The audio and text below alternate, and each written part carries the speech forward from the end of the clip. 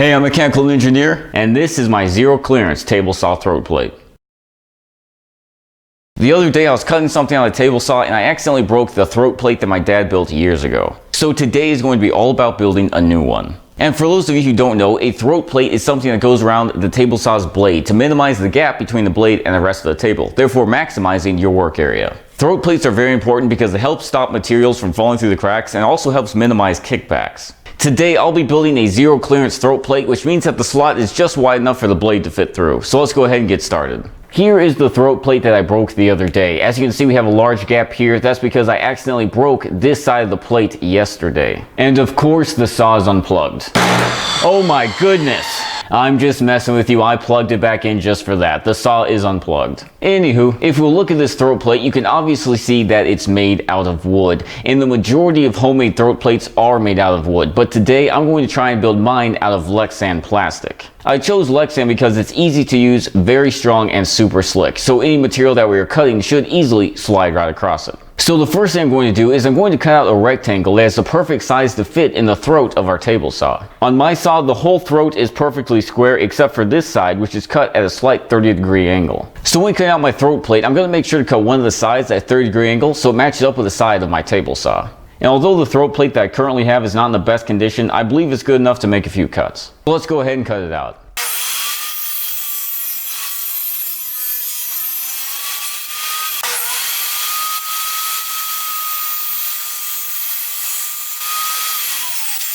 Like this. Now if we drop this in the slot, we'll see that's about the right height and it fits quite nicely except for the two front corners, which need to be rounded off to fit the rounded edges. But after rounding off the edges, it pops in perfectly. I used to see like this, but now I'm Claritin clear.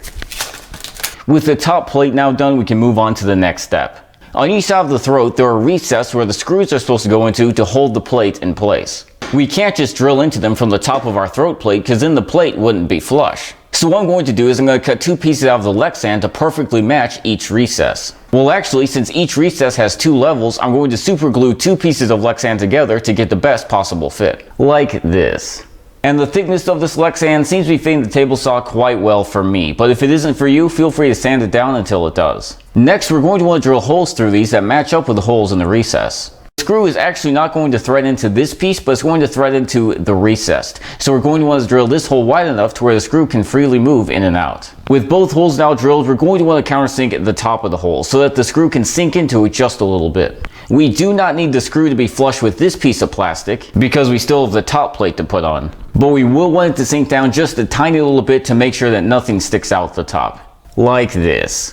We'll now repeat the process and drill holes in our top plate that line up with the two holes beneath. The only difference being we'll need these holes be big enough for the head of the screw to fit through. Just like this. Now it's time to glue everything together, but if you need to sand some stuff down and adjust the heights, this is the time to do it. But as soon as you're done, you can go ahead and super glue it together. Once the glue has dried, it is finally time to cut a slit in it for the table saw blade to fit through. To do this, we'll first bolt it on. Then turn on the table saw and slowly raise the blade until the whole blade pokes through.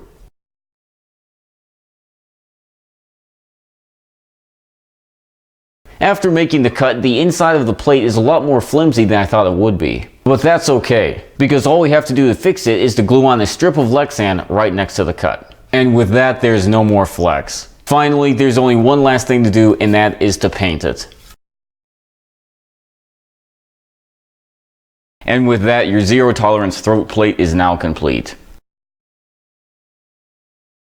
I'm very happy with how this turned out. I think it looks cool, it is very strong, and it should last quite a while. But I built it, so I might be a little biased. That's why I brought in a stranger to give you his opinion on it.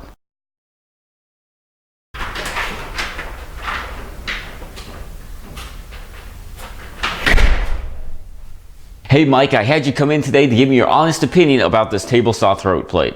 It is such high quality, you can definitely tell a craftsman took their time on this one. Not yet. Oh, I mean, you must have really good eyesight, Mike. Come on, step a little closer so you can see it better. This throat plate won the best throat plate in the garage award 5 minutes in a row. Wow, that's amazing. Good job. Look at the camera and smile. Wait, what? I thought you would like that. This is really strong, a high quality throat plate, and whoever painted it must have had a mighty fine eye for design. Really high quality plate. So now tell me, Mike, would you feel comfortable recommending this throat plate to a loved one? Oh, definitely. This is way better than what the competitors have on the market. That's fantastic. That's what I love to hear. Why are we laughing? I don't know, just go with it. It was in the script. Was that good? We're good? If that random stranger, who was definitely not an actor, loved it, that means you will too. And there you have it, my zero clearance throat plate. But hey, thank you so much for you guys watching. I hope you did enjoy this video, and if you did, please feel free to hit the thumbs up and subscribe. And Logo, and I'll see you next Friday. Thanks for watching, and please feel free to subscribe.